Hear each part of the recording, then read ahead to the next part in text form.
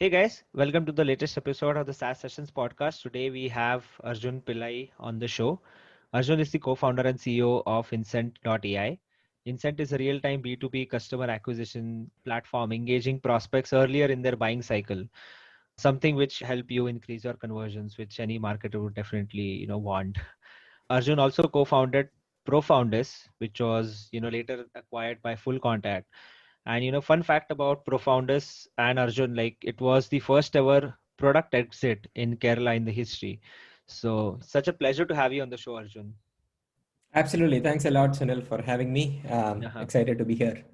Yes. So I want to talk about more on Profoundus as well. I gave a very brief intro about you. So I'm very sure that, the listeners would want to know more on you and how like you're the guy who did the first product exit in Kerala, which is like really interesting.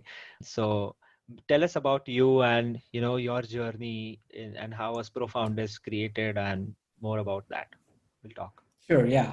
Your intro was pretty good. I'd say Mm-hmm. I'm an engineer by education, graduated in 2010, was with Mm-hmm. Infosys for 1.5 years or so. Always wanted to do something of my own right from my engineering days. I didn't really know what that meant. All I knew at that point of time was I wanted to do something of my own. And I Mm-hmm. think at some point of time, I realized that I wanted to do something related to product and not Mm-hmm. to services, Mm-hmm. because everything in my mind was product can do more scale, and I didn't know about much scale, but that was the thought process. And then so 1.5 years into Infosys, I resigned and then started off Profoundis in 2012 March April timeframe. I was with the company. I ran that company for 4.5 years until 2016 August. That's when we exited to Full Contact. And yeah, the company grew from like 4 to 72 people. We were four co-founders, grew to 72 Mm-hmm. people, raised a couple of rounds, went through a Mm-hmm. couple of accelerators. On the exit, Full Contact wanted me to move over to the headquarters location here in the US, Denver, Colorado. Mm-hmm. So I did that, took up the head of data strategy role there, was there for about 2 years, moved on, and then consulted for a bunch of companies until late 2018. And then I kind of saw this whole conversational paradigm, especially in the B2B domain, coming together. And I was excited about doing something there. And that's Mm-hmm. how I started Insent. So end of 2018, along with one co-founder who has been my friend for a long time, we started Insent. And Mm-hmm. today Insent has about 23 people, and we are a seed funded company. We are also a tech Nice. stars company, Mm-hmm. and early customers growing pretty well, like 30-40% month on month growing. And yeah. Yeah. No, we'll talk about Incent, like, for sure. But before Sure. that, I want to dig more on Profoundis, right? Like starting in 2012 and, in Kerala, like in Cochin, Mhm. and then and selling it to Full Contact. Obviously many people stream, right? Like many entrepreneurs stream. Even today there are many coaching startups that are out there, SaaS companies who also would have the same dreams, not maybe sell out, but definitely go big for sure. And you did that, like 8 years back when SaaS was not a thing as it is now. So how did you start? Like, what was the turning point for you? Like, hey, this is the thing that I want to start. Like, how was the idea stroke, like, strike you back then in 2012? Yeah, it's one of those things, right? When you look back, you look like you were a very smart person taking all these decisions and doing Yeah. all these things. But from where I was, let's if I rewind myself back to 2011, it's like I didn't really know what I was getting into. That is Mm-hmm. probably the reason why I ended up starting. If I knew Mm-hmm. that it was so difficult, then I don't know if I would have started, right? Mm-hmm. Honestly. Yeah. So when I started, I didn't have an idea of B2B, B2C. Even I didn't even know the word startup. For SaaS was obviously unheard of. So the very first idea that I had was I wanted to build a better mail client, Mm-hmm. something like a Polymail or whatever these guys, Superhuman, all those guys are doing Oh, nice. now. Mm-hmm. But I just hated the whole Gmail interface at that point of time, and I just thought that there was a much better way to do it. Mm-hmm. That was the idea basically. So it was not B2B, not SaaS. It was more like a B2C or a B2P, business to professionals kind of a thing. We didn't we didn't do it because my co-founders, my friends, they told me that there is Thunderbird, there is Outlook, there are all these big Yeah. players, so you will not be able to build it out. Mm-hmm. And I mean, knowing now, I would have definitely gone ahead and built that out because I know a little bit more now. But at that point of time, it felt like a kind of a very difficult game to play. So we didn't do that. We started in a typical bootstrapping fashion. We did outsource projects, took that money and started doing products. We actually tried 4 products in the first 2 years, almost like 6 months pivot, 6 months pivot. Oh, no. Like all 4 of them failed. In fact, we had a couple of small products in the side, those also failed. So the 4th product, when I was doing the sales, I was the sales guy. I was doing calls like this, right? We are on either side of a Skype at that time. So I was doing these researches of people. Who is on the other side? Who is this person? And I took like 30, 40 minutes to do that research. And I was like, if I'm spending 40 minutes, the other salespeople are also spending 40 minutes. Maybe there is a better way to do it using technology. Right. So the 5th product became a customer intelligence solution because we ended up solving my problem. Right. So that's how we built the Best actual products are, B2B I SaaS. think, built using like, hey, someone is facing some problem. Hey, let me try to solve that. And that becomes a product which becomes a multi-million-dollar company. Exactly. Paul Graham of Y Combinator says that the best entrepreneurs are the ones that solves their problem. Yeah, exactly. So yeah, definitely that gave us a little bit of smooth cushion. Like we knew the problem that we were solving. So in my opinion, having closeness to the problem is the closest that you get to solving it. So we had real closeness to it. That's how we built out the first Chrome plugin. Then we did a bunch of customer interviews. That's how we realized that the data that we are delivering makes sense more for a B2B use case. Then on the B2B use case, we tried a bunch of things. We did a Chrome integration with Pipedrive, which was just coming up at that point of time. I spoke with Andreas, the co-founder there. Then I spoke with Mathilda at Front App, Krish Chargebee, a bunch of these good people, right? And that's how the B2B version evolved. We had an API that we rolled out. We had apps with Zendesk, Freshdesk, Pipedrive. Salesforce app was getting built.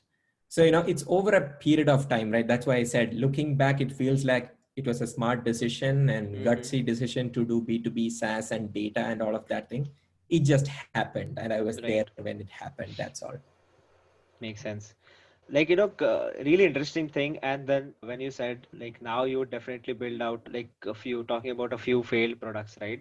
Like definitely now you would go and build out a email client, right? If you still can, but obviously there are like superhuman, there's Hey, which is sort of an email client, but again, redefining the whole email experience. But then I'm really excited about this new thing by, Andreessen Horowitz, which is like called like product zeitgeist fit, right? So it what it actually means is there's a time for each product. So like it's not in the zeitgeist. Like even if you would have started a new email client disrupting the whole Outlook and Thunderbird and like other normal different email clients which are popular back then, this would have not been accepted by the market because the market is not ready for it, right? It's something like that. It's something, so it's a product zeitgeist fit. It's something that talks about it, like what A16Z mentioned is like income share agreements. Like if they would have been there like probably 5-10 years back, no one would have batted an eye, but now it's like very popular, right? So it's not in the zeitgeist at that time, but I think it's in the zeitgeist now. Same thing happened with Bitcoin as well. Like a lot of examples, right, which are out there, like great products now, but then similar products which are built like 10-15 years ago which failed. Absolutely. Yeah. Back during those days, not in 2012, but a little after that came Mailbox. I don't know if you remember Mailbox, which got later acquired by Dropbox. Yeah. So there were different mail clients that came in and tried to do something interesting. Of course, Superhuman and Polymail and some of these, Hey, and these guys are the latest. In my opinion, every 5 to 10 years, the paradigm changes. Exactly. And then there is obviously an opportunity for, regardless of the competition in the landscape, right? People talk about competition. I don't think about it in that way. But every 5 to 10 years, there's a paradigm change. And in 5 to 10 years, the architecture, the thought processes of a product that was built 10 years back would be old unless the founders are so good and they keep reinventing themselves. In most of the cases, 5 to 10 years, it gets old and you have an opportunity to go and disrupt it. Right. Like I think Salesforce has done beautifully with the Lightning experience. Recently, they have like moved everything to Lightning, which is like a better experience for all of their products. So I think that totally makes sense too. But coming back to talking about Profoundis, right? Like 2012 company starting out like failed products. I could imagine there's no clear thing. You guys also worried being on the founding team that what to do. You have teams working Mhm. with you, and how do you scale, right? Then you found that this one maybe silver lightning or a ray of hope, I would say, Yeah, or something that hey, now you have a product and now you can actually build, and you can sell more of this particular product, and now you have to scale up, right? yeah. So how did you scale up in that particular environment? Like I remember we talking about this before. Like you mentioned, you went from 4 people to around 70 people before you actually sold to full contact. So how That's was right. that journey like? Because in the early stage, I think co-founder has to when you're hiring, you have to sell the company to the your employee as well. You have to sell your idea, you have to sell your vision, and they Yeah, should buy in. It's not just an employee and employer relationship. It's more like it's very close, or it's very different for the first 50 or 100 people. So how do you true. build that particular thing back in 2012? Yeah. So 2012, we were a small team, right? We Yeah, only had like one 20, person, mhm, and 20, then by mhm. 2014 is when the vibe, the product, the customer Yeah, intelligence yeah. solution started taking shape. At that point of time, we were 7 people. Mhm, So part of the reason why even during that 2 years we were motivated and other people were motivated to join us was mhm. because we had small successes on the way. Like, Right. we were the first company from Kerala to get selected to Microsoft Mhm, Ventures in Bangalore, second mhm, batch. We got selected to Startup Chile Accelerator, one out of the 3 companies in India. Then we mhm, got selected to Black Box in Silicon Valley, which is the only company from India, the first and only company from India. So we had these small successes. In between, we did a pretty big project for Vodafone. So these mhm. small successes, in my opinion, makes a huge bit of difference, which also pushed a lot of PR for us in Kerala in Makes terms of sense. in Mhm, newspapers. So that was a big piece of the motivation. Other people knowing us, Profound is kind of becoming a little bit of a name, mhm, getting a little bit of a name. Then the early people joined not because of the company or the product or the service. It's because of the people. The mhm, first person joined us because my CTO Anup and he used to work together. mhm. So he trusted Anup so much that he was like, boom, Anup, he came. Yeah. Our first Mhm. client came because we had Anup, and that guy trusted Anup so much that the first Right. project came. So Mhm, a lot of that happens because of the founders in the early stages. So up to 7, that's how it happened. Then later on, we started, like all this helped. Plus, additionally, at least at my stage, I was able to articulate what we were doing, mhm, like putting it into like, hey, here is the problem statement, here is the solution, here is the market, here is the space, here is the potential mhm, growth opportunity. So I was able to articulate it in a pretty decent way. And we mhm. also raised money, so it was not only the dream. We were able to give some salary, not competitive, not market, Mhm. but some salary enough for people to take a leap of faith. And we Right. also gave stock options. Mhm. So yeah, it was a combination of all of these. I'd say trusting people was the top. Then yeah, then all the rest of it was kind of behind Makes that. sense. Your first few people who join should also buy in on your journey or what your vision is, right? Like, and definitely, I think Absolutely. those stock options would definitely work for them in the end, right? And the trust Yeah. of it was all good, turned out really great for them. Yeah. In fact, there was very one interesting thing that happened, Sunil. So we didn't have money to pay, right? So what we Uh-huh. did is we said that, hey, we'll take care of your accommodation and transport. Oh, Accommodation meaning we have a house, you can stay there. oh, nice. Transport means I have a bike, you can use it. That's what it means. But Makes so that sense. was a way for us to kind of enable them to take less salary. But Mm-hmm. what ended up happening is the initial, I think up to like 12 people, we ended up being in the same place because all of us were bachelors, right? Right. So like a 2 bedroom, 3 bedroom, 4 bedroom, then a villa. So we kept growing the company home and Mm-hmm. we grew to like 12 people or something in that space. So Nice. we cook together, we eat together, we go for movies together, all these 12 people. So the kind of bond that got created was based on transparency, trust, love, respect, all of this. Nice. Nice. That we didn't know that it was happening. It was not intentional, Mm-hmm. but that ended up being a really good platform for the company. That. And these Mhm. people told good things about the company, which led other Right. people to join the company. Kind of network effect, but really interesting or a great experience that would have been, right? The place where you're working and staying at the same place with a bunch of people who believe in the same things that you do.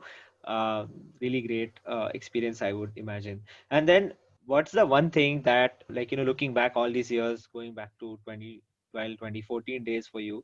So what's the one thing that with Profoundis that you would, like, if you got a chance to go back in time and, tell yourself, like, hey, don't do this, right? So what's the one thing that you would tell yourself? And also on the contrary, like, what's the one thing you would say, like, hey, you're doing this, but you should do this more. Like, this is right, Yeah. basically.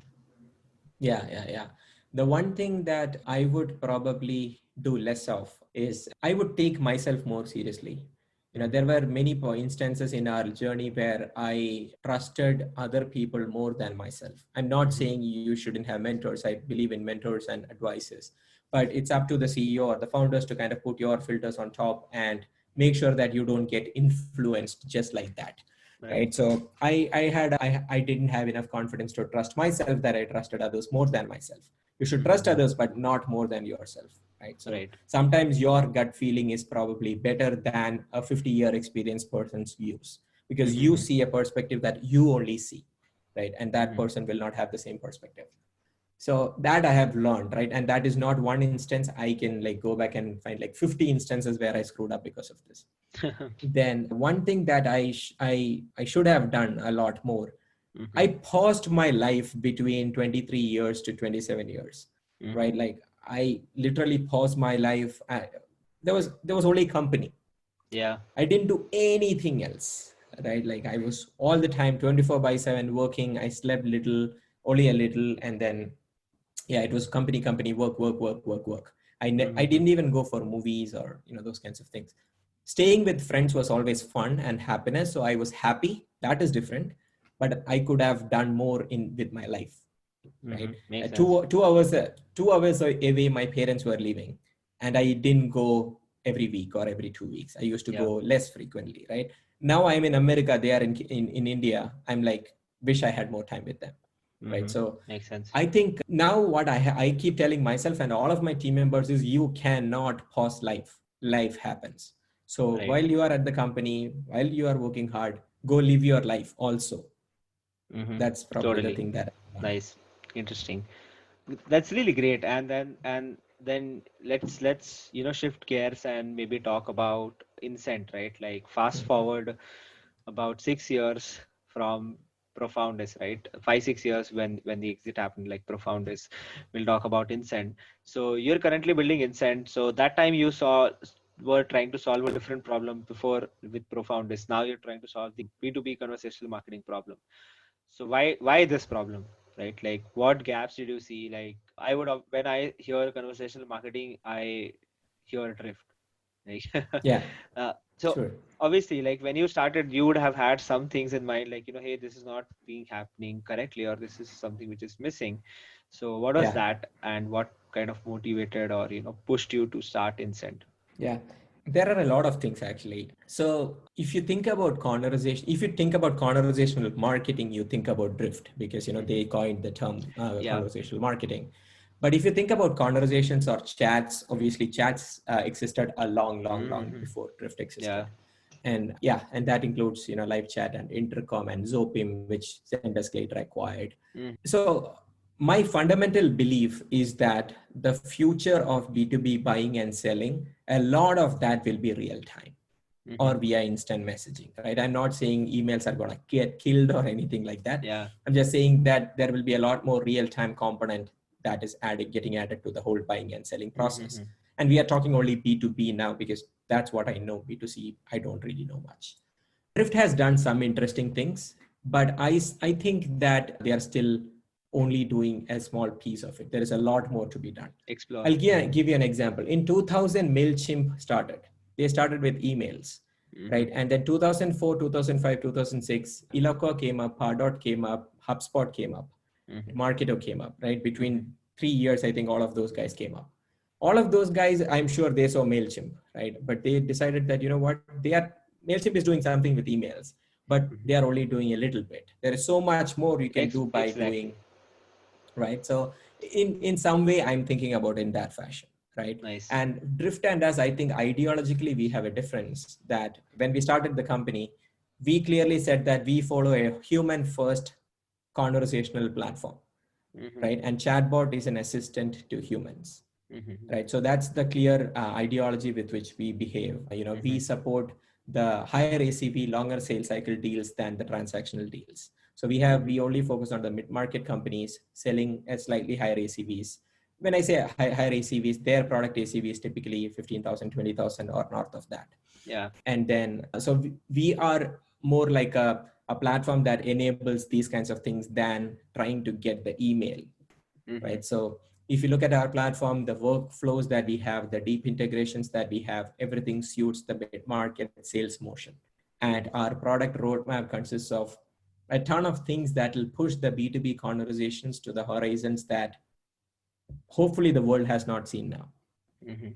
Makes sense. That's really interesting. And then what is the different things that are fueled by Insent.ai, right? Let's say if I'm a company, I implement Insent.ai, like what should I expect, right? What exactly happens and what metrics would be impacted, and what new things I would start seeing in my funnel with Insent. Yeah. Before talking about the KPIs, the first thing to think about is today, as of today, right? 80% of the B2B buyers want the companies to interact with them in real time. So there's a strong customer behavior change that has happened over the past few years, because of which chat today is a very, very important channel. It's not a good to have. It's almost like a must have today. Without chat, there is a probability that you're not going to be able to give the kind of customer experience that the customers are expecting. And that by itself is difficult to measure, because how do you measure a customer experience or a new prospect experience? Tough to measure. But in terms of the KPIs, and this is based on some of the customers that we see, our customers see somewhere between, there is a range. They see between 3% to 10% engagement on chat, which means out of 100 people engaging, 3 to 10 people will engage with the chat and have some form of a conversation, either with a chatbot or with a human being. There are customers of ours who are getting 50% of their opportunities getting either generated through or accelerated via Insent. So Insent is not just generating new leads. That is definitely one key piece of the value prop. But the other piece is also we accelerate the existing sales cycles. So by generating this kind of engagement, typically companies get like 10 to 20% net new leads in their funnel. And the sales acceleration is also the sales cycles gets reduced by 5 to 15%. Right. All of these are different KPIs. There are some leading indicators also, like for example, the average dwell time on a website increases by 20 seconds. The bounce rate goes down by 4%. So there are all these anecdotal, different KPIs that we keep track of. Yeah. Interesting. And then are these conversational platforms replacing forms, or are they complementing forms? Or as a company, I should use forms and these both, or how does that work, like in your experience or from your expertise? Yeah. I know the reason why you are asking is because Drift talks about no forms, and that's how they came to That, existence. and I've seen people talking about using forms versus using a chatbot to just do the same thing as like a form would do. I think Typeform is also a good example where everyone creates a form, but then Typeform creates it's in a very different format, right? Like than the other forms. So it's more like one question at a time, and then it's more like feels like you're talking to a bot or like an AI assistant or something like that. So I tend to disagree with it actually. In my opinion, people don't hate forms. A form, if you look at it, people hate long forms, right? Something that asks 12 fields, people hate it clearly, right? Every new field would reduce the response rate by 34%. That is true. But if you're asking like 4 things that are specifically in front of the buyer, I think in some way that form is better than something that asks one question, right? So in my opinion, people are not hating the forms. It is not the form factor that they are hating. They hate the fact that when I submit the form, I have to wait for 5 days to hear back from the company. Makes sense. So an average response time from a company today is 42 hours after I submit a form. That is the average, right? Average, the difference is the long tail is low. So on an average, there are companies that takes 5 days to respond to forms. That experience is what people hate. It's not the forms, right? Because in the given circumstance, I am researching something. I have mind space for a product right now. Mm-hmm. right? I cannot wait for 42 hours because I have a question now, Yeah. right? So what we have done very interestingly at Insent is we have something we call as form-based acceleration. What that Mm-hmm. means is when somebody submits a form, depending on which company is submitting the form, Insent has the ability to identify and qualify that account in real time when they Mm-hmm. submits it. And if they are a good account or they have cleared some form of engagement score inside Insent, then Insent platform would pop up immediately and we'll say, and our customers have the ability to do a few configurations here.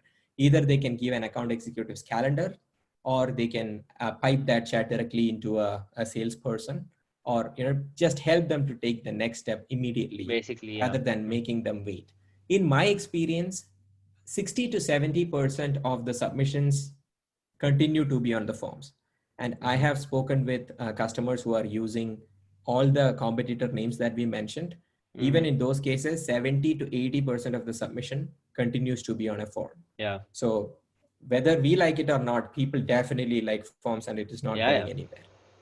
No, I completely agree. Again, like the whole experience of how a form functions after I submit, that's also something which is really important to be taken care of. But, Exactly. very wisely just popping up a chat bot which says, hey, why wait? And you can just book a meeting now, right?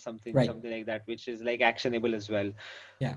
Totally true. And then what's coming up like in Incent? Like, is there something that you can share which is like, building that you guys are building under the hood or something? Yeah, yeah. No, the company is growing very well. Like I said, in when we started, we are growing at like 30-40% month on Mm-hmm. month now, which is pretty good. And we are adding people very quickly. The number of people in the company is growing. Mm-hmm. So from all of that, the company is in a very good position. We are, yeah, from a company fundraising every standpoint, we are good. Now, where the focus is, we are actually trying to envision the future of conversations, of Mm-hmm. B2B conversations. So, and again, that is when I say future of B2B conversations, that is very capped for the B2B mid-market kind of conversation. We cannot support the transactional and the enterprise and the mid-market. So we have Mm-hmm. picked mid-market as our space. And what we are trying to do is we are trying to integrate more closely into their workflows. Mm-hmm. We are building Incent to be a unified platform that they can use across their customer life cycles, like Mm-hmm. not only sales and marketing, but how can we bring together support and success? Mm-hmm. So that's where we are putting a lot of our mind on. Yeah, and again, I don't want to talk a lot about the roadmap, but there Yeah. are some really cool features which are coming out, and there are also a few add-ons that Mm-hmm. are under works. We are Nice. also in the process of partnering with some of the well-known martech companies out there, so Mm-hmm. you would see some announcements Nice, on that nice. front too. No, it just helps me paint a picture, and just want to point it out that this is not a sponsored episode at all. It's just like I'm very curious about like what's happening in the conversational marketing space. Really great to see one more player. Like even though you're saying that conversational marketing is there, love to see some healthy competition to like drift and intercoms out there. Like really excited about what's next. Yeah, so I mean this was really interesting. Let's move on to the lightning round. I I generally ask like three questions, but one of them I asked during the while we're talking itself. Okay. So I have like two for you now. Like what's Mhm. out of the first one is what did your biggest professional failure teach you? That you can fail. Actually, that's what it taught me. Got it. Like there was my biggest professional failure definitely taught that I can regardless of where you think you are, failure could just come in the next second. Mm-hmm. So I mean that's what it taught, and that also teaches in some way to be grounded and being Yeah, humble and all of basically, that. be prepared to fail, basically, right? Like it should not come to you as it will come to you as a surprise, but then if it comes, then on the back of the mind, Yeah, you're always ready with your defense when it exactly. comes. Nice. And then the last one, like, what's the number one thing that has helped you shorten your learning curve? Talking to people, talking to very Nice. intelligent people, that's probably the single thing that I don't read a ton of books. I do read a little, not a ton. I read a Mm-hmm. lot of small blogs and articles, maybe some podcasts.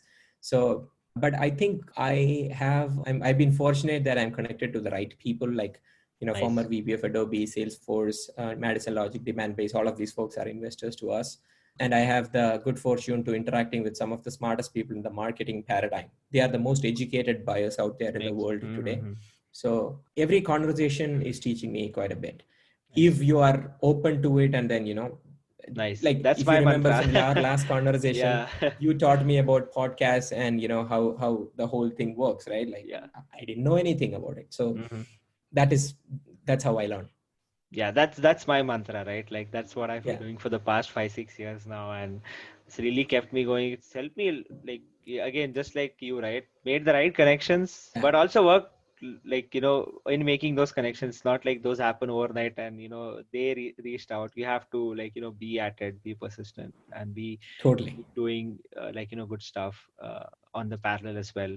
But yeah, really great connecting, Arjun. It's awesome talking to you. It's so much insights in just what we discussed about scaling up, and about building, selling, and different stuff. Really interesting. Loved it. So yeah, thanks a lot for taking time and being on the show. Absolutely. Yeah, I enjoyed the conversation. Time flew by. Thanks a lot, Hmm. Sunil. I hope this added value, or this will Yeah, add yeah, value to a bunch of people out there. yeah, yeah, for sure.